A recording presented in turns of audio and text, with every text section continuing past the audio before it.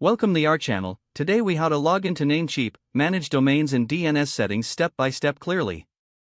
To log into your Namecheap account, start by opening your web browser. Navigate to the Namecheap website by typing www.namecheap.com in the address bar.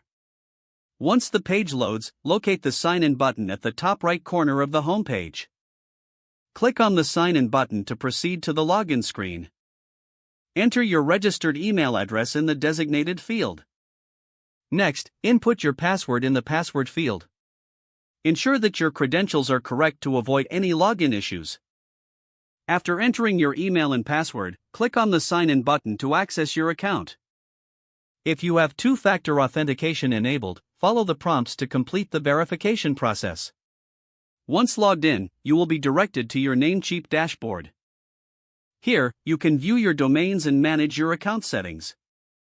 To access your domain management, click on the domain list in the left sidebar. This section displays all the domains you own under your Namecheap account. To manage DNS settings for a specific domain, find the domain you wish to edit.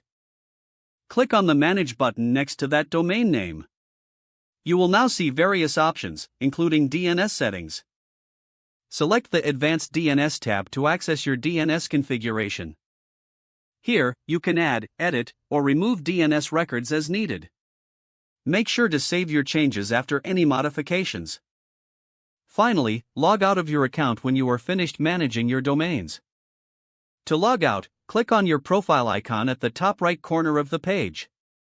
Select Sign Out from the drop-down menu to ensure your account remains secure.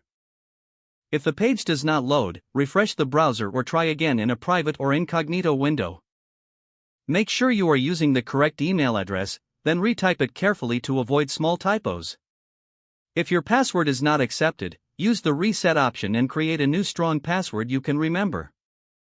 Check your spam folder for verification or security emails, then complete any requested confirmation steps.